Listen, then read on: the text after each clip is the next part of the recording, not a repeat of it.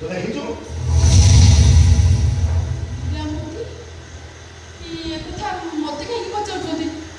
ହୀରାମତି ଦେଖିଥିଲି ମୁଁ କଣ କହିନଥାନ୍ତି? ତୁ କଣ କହିବୁ? ଯିଏ ଚୋରି କରେ ସେ କଣ କିଛି କୁହେ? ମାନେ ମାନେ ତୋ ଉପରେ ଆମର ସନ୍ଦେହ ହଉଛି ସେଇ ହୀରା ମୂର୍ତ୍ତି ତୁ ଚୋରି କରୁଛୁ।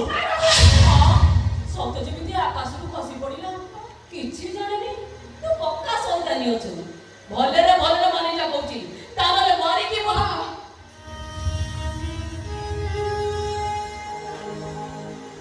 ସାରା ବୋଲୁଥିଲି ନା ଆପଣ ଯେତେବେଳେ ସାରା ଦେଇଛନ୍ତି ତେଣୁ ଆପଣ ମୋତେ ସନ୍ଦେହ କରିପାର।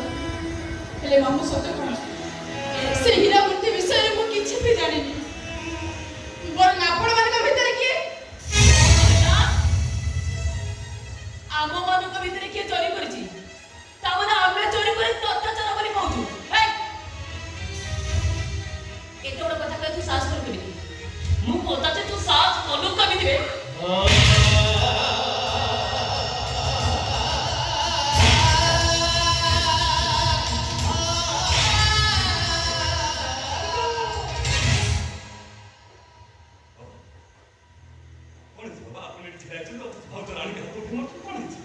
କିଛି କାମ କରିନି ଖମା ସେ ହୀରା ମୁଦ୍ରା ଚୋରି ହେଇଗଲା ପରେ ମୋ ମୁଣ୍ଡ କିଛି ବି କାମ କରୁନି। କାହିଁକି ନା ରାଣୀ ସେ ହୀରା ମୁଦ୍ରା ଚୋରି କରିଛି। କିନ୍ତୁ ମୁଁ ପଚାରୁଥିଲି ରାଣୀ ଯେ ହୀରା ମୁଦ୍ରା ଚୋରି କରିଛି ଏକଥା ଦେଖିଛି କି? ଅନୁମାନ ଏଇ ଚୋରି କରିଛି। କାରଣ ମୋ ବେଳକୁ ଏହା ଭିତରେ ଆଉ କେହି ଜାଣିନି। ତେଣୁ ଆମର ଅନୁମାନ ଏଇ ଚୋରି କରିଛି। ତମେ ତାହେଲେ ଅନୁମାନ କରି ରାଣୀକି ମାଡ଼ ମାରୁଥିଲ ନାହିଁ? ଏତେ ତଳକୁ ତମେ କେମିତି ଖସିଗଲ? ଯେ ପେଟକୁ ଖଣ୍ଡେ ଦାନା ଦେହକୁ ଖଣ୍ଡେ କଲା ପାଇଁ ତମର ଅଇଠା ବାସନ ମାଗୁଛି। ମୁଣ୍ଡ ଗୁଞ୍ଜିବାକୁ ଆସିଲା ନାହିଁ ବୋଲି ତମେ ଖାଲି ପାଲଟା ଲୁଗା ଧୋଉଛି। ସେ ଯେ ହୀରା ମୁଦ୍ରା ଚୋରି କରିଛି ଏକଥା ତମମାନେ କହିପାରୁଛ କେମିତି? ତାହେଲେ ମୁଁ କହୁଛି ଶୁଣ, ସେ ହୀରା ମୁଦ୍ରା ରାଣୀ ନୁହେଁ। ସେ ହୀରା ମୁଦ୍ରା ମୁଁ ଚୋରି କରିଛି।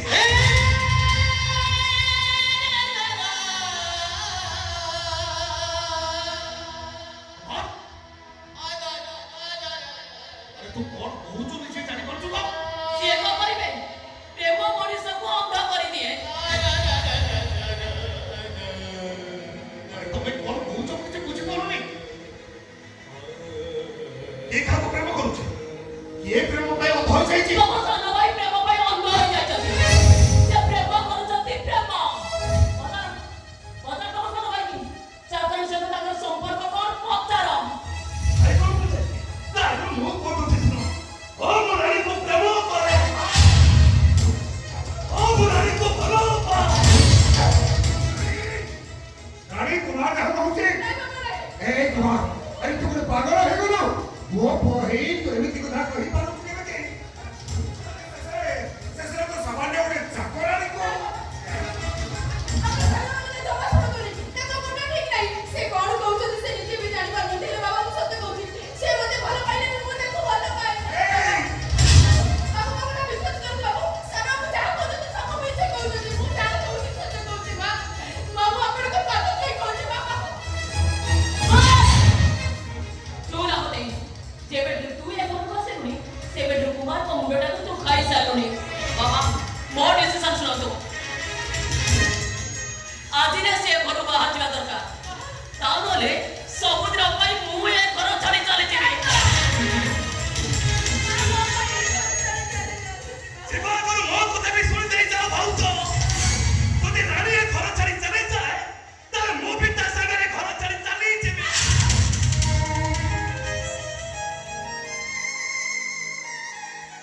ନାହିଁ ବାବୁ ନାହିଁ। କେତେ ବଡ଼ ଘରର ପୁଅ ଆପଣ। ମୋ ପାଇଁ ଏ ଘର ଛାଡ଼ି ଚାଲିଗଲେ ଏ ଦୁନିଆ ଲୋକେ କହିବେ କଣ? ବାବାଙ୍କ ମୁଣ୍ଡ ତଳକୁ ହେଇଯିବ ସାନ ବାବୁ। ବାବା ଆପଣ ବ୍ୟସ୍ତ ହୁଅନ୍ତୁନି। ମୁଁ ସାନ ବାବୁଙ୍କୁ ବୁଝେଇଲି। ତୁ ଚୁପ କର। ମୋ ସରକାର କିଛି କଥାବାର୍ତ୍ତା ନାହିଁ। ମୋ କୁମାର ମୋହନ ଶୁଣିବାକୁ ଚାହେଁ। କହିଲୁ ଆରେ ମୁଁ ତତେ କଣ ପଚାରୁଛି ପରା? ଯାହା କହିଲୁ କହିଲୁ ବାବା କୋଟି ନିରବୃତ ମୋ କୁମାର ବୁଝି ଦଉଛି। ଜୀବନ ଆରେ ରୁଦ୍ର ପ୍ରତାପ ସବୁ ସହିପାରେ ହେଲେ ତା ଇଜ୍ଜତ ପ୍ରାଣ ଆସିଲେ ସେ ପ୍ରଳୟ କରିଦେବ।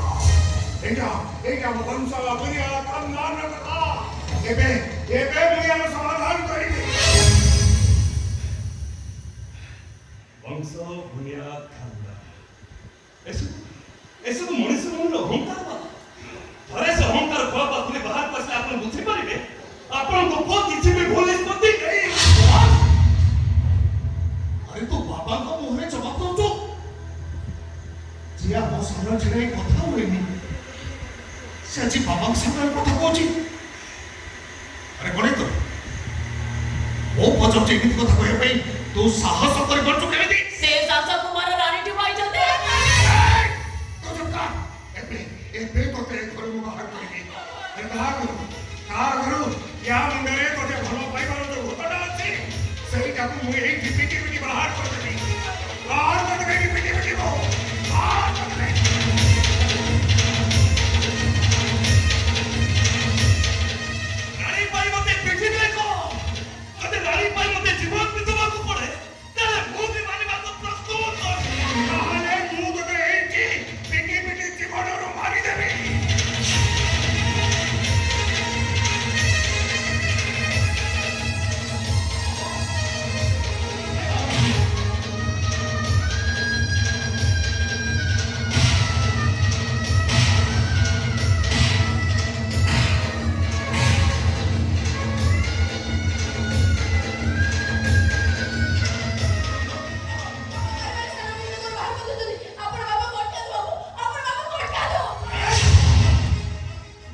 तोरी भाई तुम्हारा जमाना पड़ गई तोरी भाई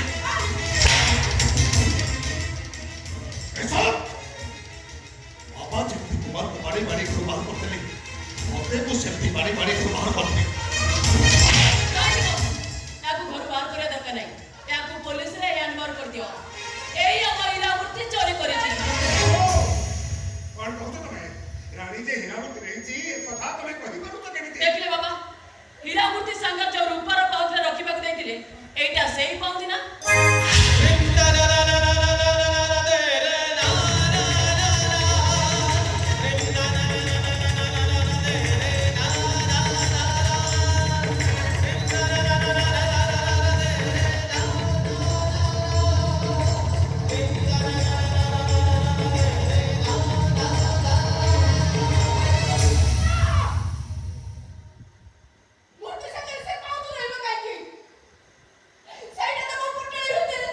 अरे ये पाउच तो बाबा मत रखिबा को देखले एटा को पुटुल भीतर गला केमिति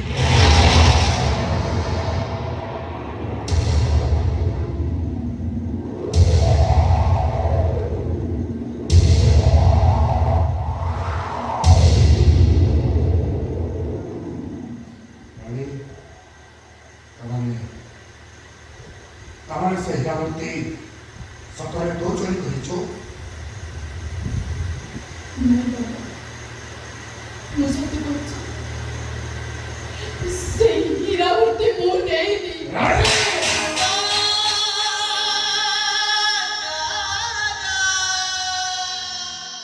যদি তো দেইনি তাহলে পাউচা তো পুটুল ভিতর বাহার না কেমিতি से पाउच ना होची मोर पिला दिने मो भाई माने मते देइथिले ए चुप कर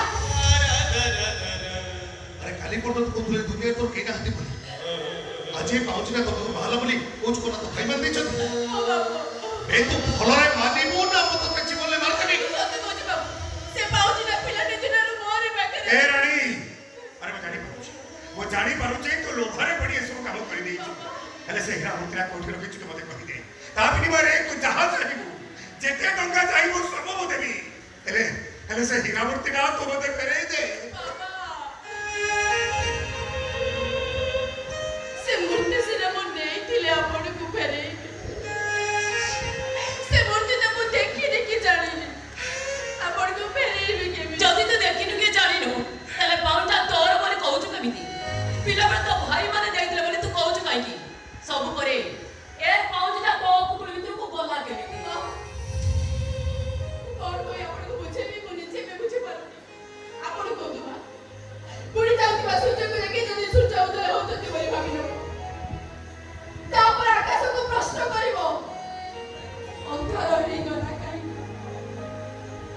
ସୂର୍ଯ୍ୟକୁ କୋଉଠି ଲୁଚାଇଦେବେ?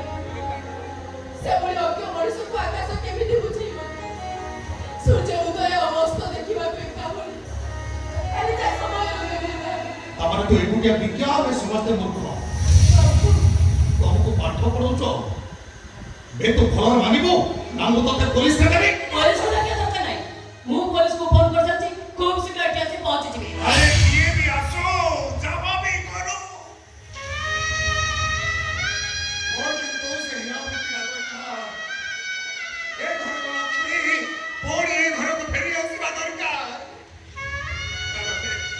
ତାହେଲେ ଜୀବନ ସାରା ମୁଁ ତାର ଅନୁତାପ ନିଆରେ ଚଳିବି। ଆଉ ଭାବିବି ମୋ ପୂର୍ବ ପୁରୁଷ ଘରେ ମୋତେ ଯୋଉ ହୀରାର ଲକ୍ଷ୍ମୀ ମୂର୍ତ୍ତିଟା ଦେଇ ଯାଇଥିଲେ ସେଇଟାକୁ ମୁଁ ସମ୍ଭାଳି ରଖିପାରିଲିନି। ମୋହନାୟ ଅଯୋଗ୍ୟ ଉତ୍ତରାଧିକାର।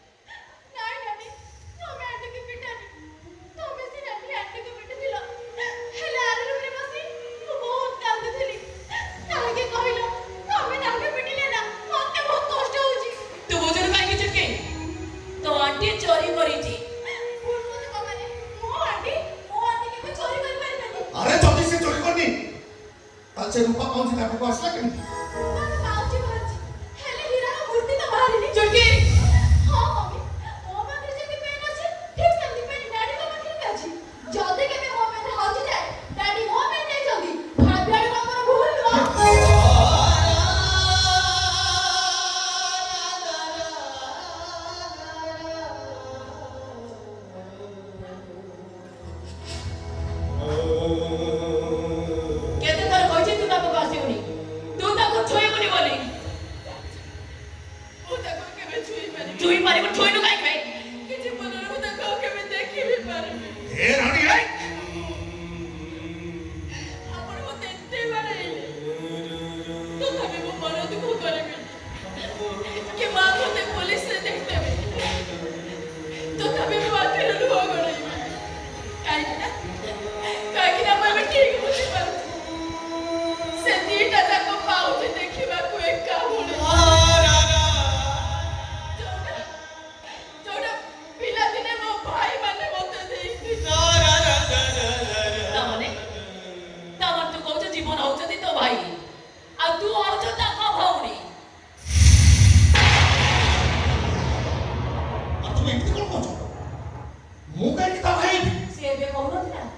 ପିଲାବେଳେ ତା ଭାଇମାନେ ତାକୁ ସେ ପାଉଁଜି ଦେଇଥିଲେ ବୋଲି କଣ ତମେ ତାକୁ ଦେଇଥିଲ? ଓଃ ଗୋଟେ ତମ ପାଖରେ ଅଛି ଆଉ ଗୋଟେ ତା ପାଖରେ ଅଛି। କଣ ହେଇଥିବ ସେଟା ମୁଁ କହିପାରିବିନି, ହେଲେ ମୁଁ ଜୋରରେ କହିବି ମୋ ଆଣ୍ଟି ଚୋରଣୀ ନୁହନ୍ତି। କିଏ ଶାସନ କିଏ ଚୋରି କରିଛି?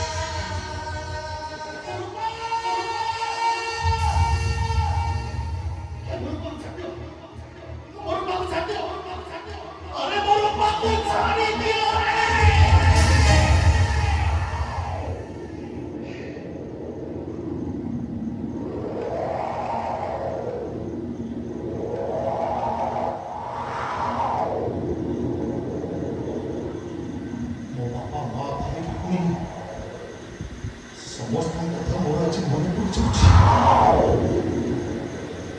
ମୋ ବାପା ବିଶ୍ୱମିତ୍ର ମହାପାତ୍ର କ୍ୟାପିଟାଲରେ ଚାକିରି କରିଥିଲେ। ସେଦିନ ମୋ ସାନ ଭଉଣୀ ରୂପାର ଜନ୍ମଦିନ ଥିଲା। ଆମେ ଦି ଭାଇ ତାକୁ ରୂପାର ପାଉଁଜି ଉପହାର ଦେଇଦେଲୁ।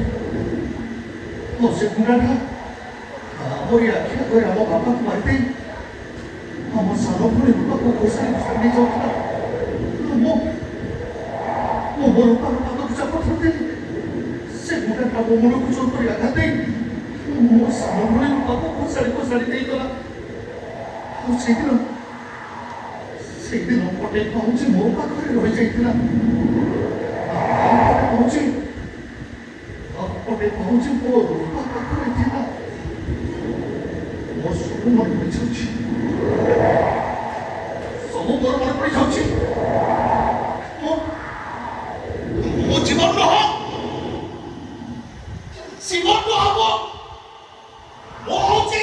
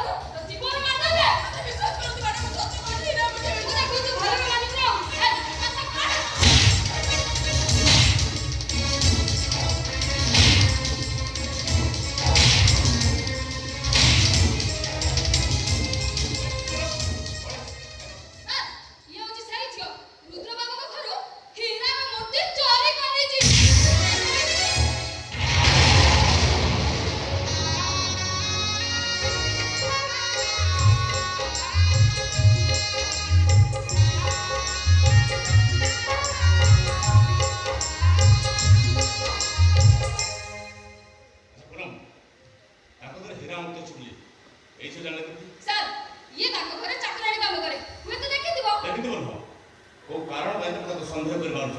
ସାର୍ ସେମାନଙ୍କ କହିବା ଅନୁସାରେ ହୀରାର ମୂର୍ତ୍ତି ଆଉ ରୂପାର ପାଉଚି ଗୋଟେ ମାସ ଭିତରେ ଥିଲା ଆଉ ବହୁତ ଖୋଜାଖୋଜି କଲା ପରେ ୟା ପୁଟୁଳିରୁ ରୂପାର ପାଉଚି ମିଳିଲା। ହେଲେ ସାର୍ ଏ ଝିଅ ଏତେ ମାଡ଼ ଖାଇସାରିଲା ପରେ ବି ସତ କଥା ମାନିବାକୁ ନାରାଜ।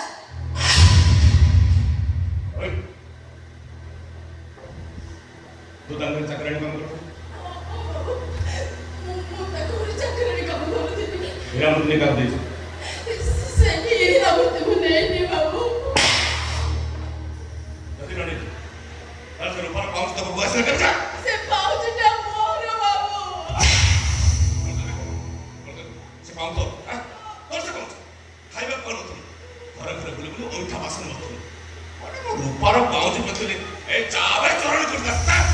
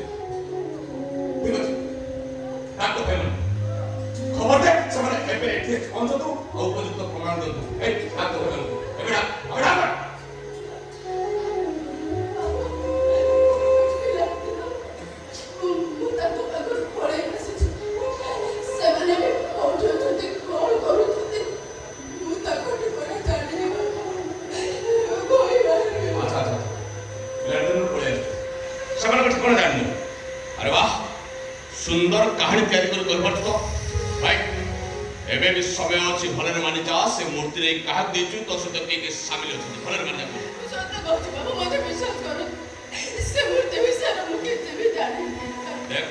ଶେଷ ଥର ପାଇଁ ପଚାରୁଛି କହିଦେ ସେ ମୂର୍ତ୍ତିରେ କାହାକୁ ଦେଇଛୁ? ସତ କହୁଛି ବାବୁ ସେ ମୂର୍ତ୍ତି ମୁଁ ନେଇନି। ଏଇଟା ବି ସେମିତି ମାନିବନି। ଯାଅ ନା ସରି ଘର ଗୋଟାଏ ଲକ୍ଷ ଉପାୟ ଯାଅ।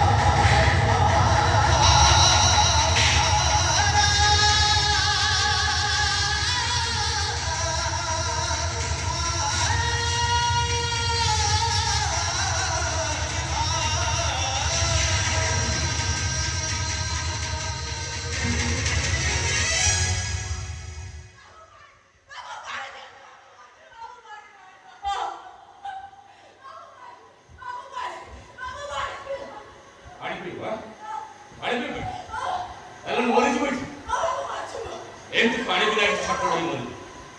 ଯେପର୍ଯ୍ୟନ୍ତ ସତର ବଞ୍ଚ ତୋତେ ଦେହ ଡକ୍ଟର କରି ଚାଟିବେ। ହାଇ ମାରି ଯା ସେ ମୂର୍ତ୍ତି ନେଇ କାହାକୁ ଦେଇଛୁ? ମାରି ଯା।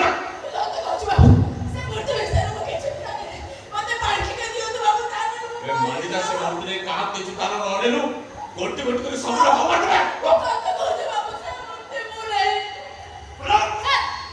ମୋର ଗୋଟେ ଲୋକ ମାରିବେ।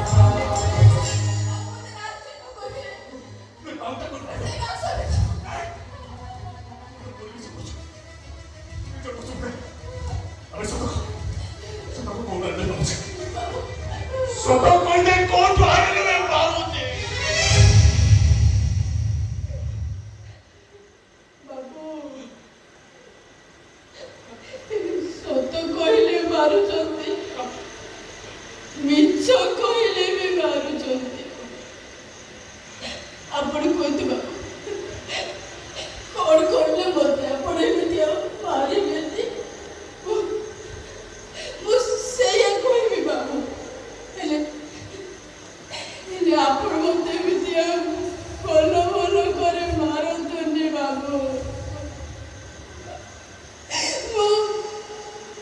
ମୁଁ ମରିଯିବି।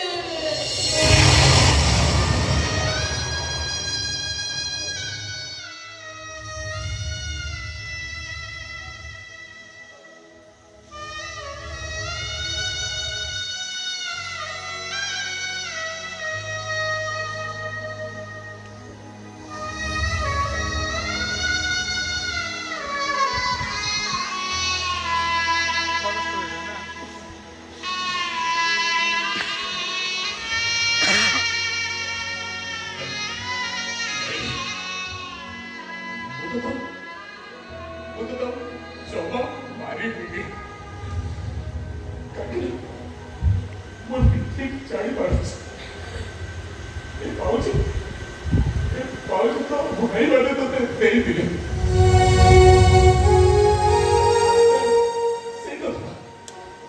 ସେ କଥାଟା ମୁଁ ତମରୁ ଆଉ ଥରେ ଶୁଣିବାକୁ ଚାହେଁ କହିଲେ କହ ଶୁଣିବେ ଶୁଣିବି ବାବୁ ଶୁଣିବି ସେ ପାଉଁଜିଟା ସେ ପାଉଛି ପିଲାଦିନେ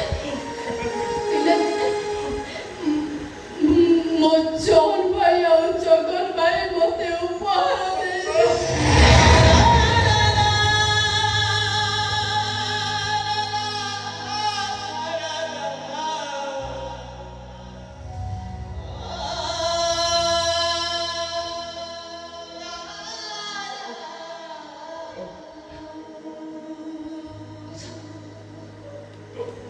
तो ଭାଇମାନେ ଗଲେ ପଡ଼େ କହିପାରିବିନି ବାବୁ ପିଲାଟି ଦିନରୁ ରଘୁ ଦାଦା ମୋତେ ଛଡ଼େଇ ଆଣି ଗୋଟେ ଡଲାରକୁ ବିକ୍ରି କରିଦେଲା ସେମାନେ ବି କୋଉଠି ଅଛନ୍ତି କଣ କରୁଛନ୍ତି ମୁଁ ତାଙ୍କ ଠିକଣା ଜାଣିନି ବାବୁ କହିପାରିବିନି ଆଚ୍ଛା ତ ଭାଇମାନଙ୍କୁ ଦେଖିଲେ ତୁ ଶିଖି ପାରିବୁ କାରେ କି କଥା କହୁଛନ୍ତି ବାବୁ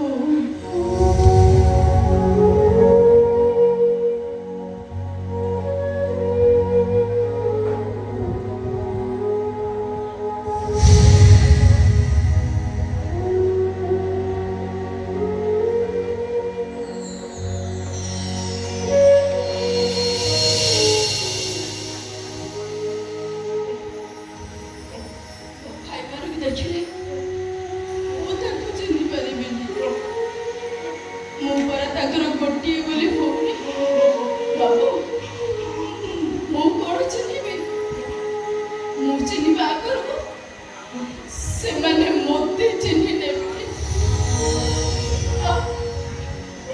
ଆଉ ମୁଁ କିଛି କହିବା ଆଗରୁ ସେମାନେ ମୋତେ ରୂପା ବୋଲି କହି କୁଣ୍ଢାଇ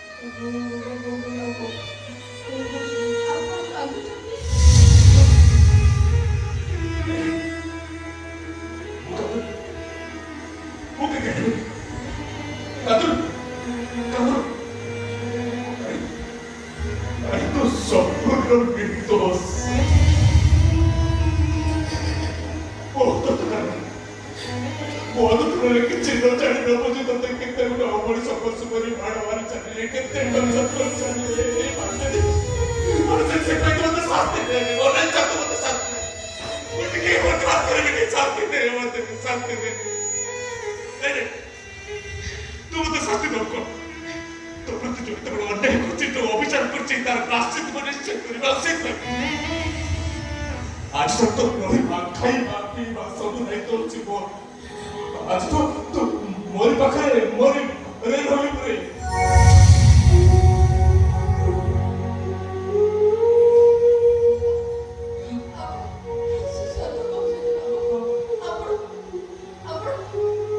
ମୋତେ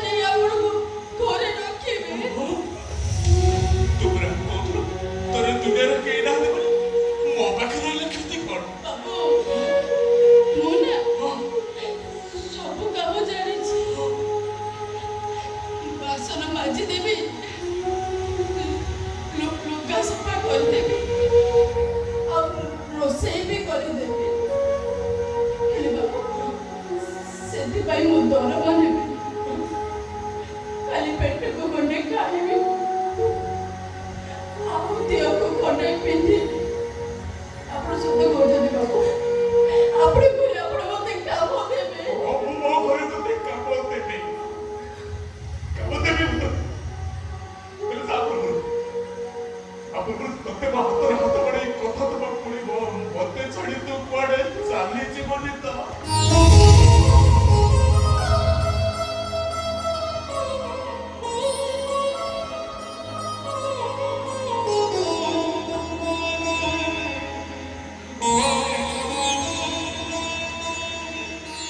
ନାଇଁ ବାବୁ, ସେ କଥା ଜମା କୁହନ୍ତୁନି।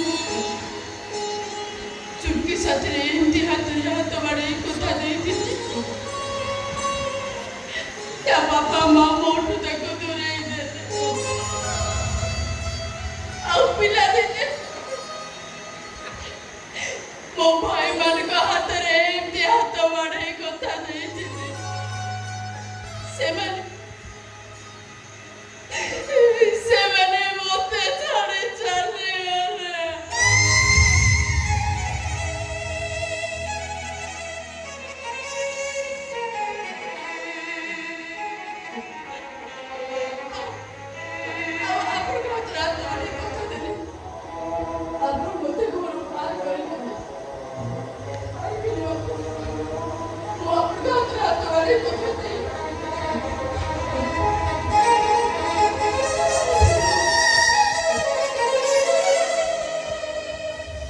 ନାଇଲେ ରୂପା,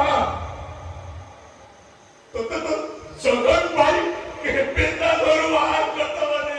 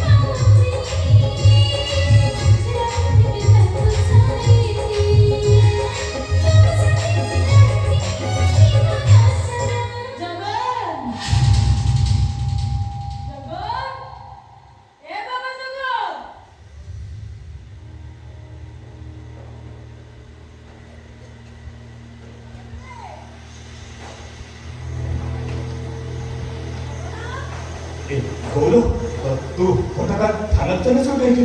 ଆରେ କି ପୋଲିସ ଚାକିରି କରୁଛୁ କହିଲୁ? ଖାଇବାକୁ ତତେ ସମୟ ହଉନି। ମୋ ଦେହ ଭଲ ନାହିଁ। ସାବି ଚୈତା ସିଆଡ଼େ କୋଳି କରିକି ବସୁଛନ୍ତି। ଏ ବୟସରେ ପୁଣି ତୁମକୁ ଖାଇବା ନେଇ ଆସିବାକୁ ପଡ଼ିଲା। ଏ ବାବା, ଖାଇଦେଲୁ? ଖାଇସାରିଲେ ବୁଝିବି। ଆ ବାବା, ଆମେ ତ ପୁଅକୁ ଖାଇବାକୁ ଦବୁ, ମତେ ଦବୁନି।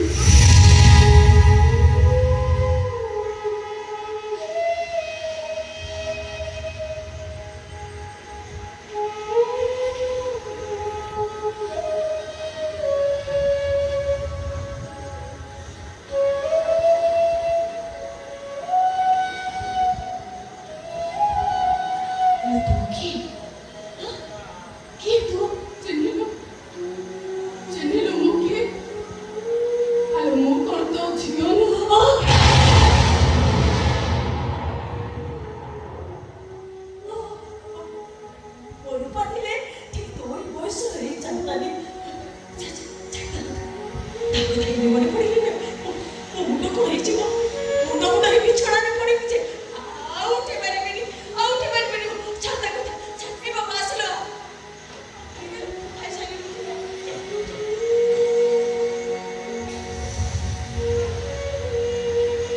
ଏବୁ ଖାଲି ମତେ ଏକା ଖାଇବାକୁ ଦବୁ ତାକୁ ଦବୁନି ସେ ପୁରା ଖାଇବା ପାଇଁ ଗୋଟେ ବିକଳ ହେଇ ମାଗୁଛି ଲୋ।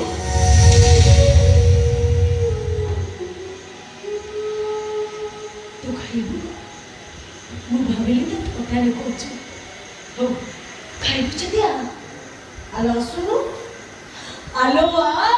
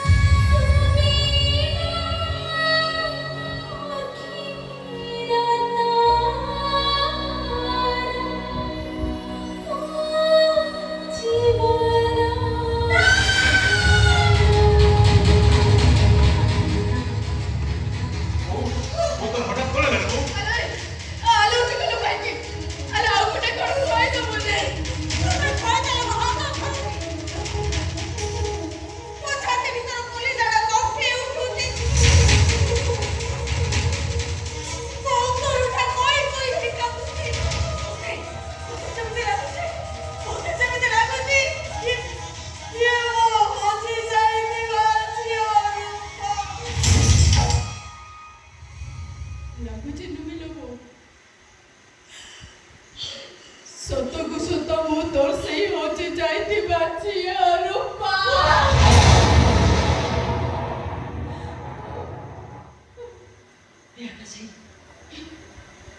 ये ଝିଅ ଏମିତି କ'ଣ କହୁଛି?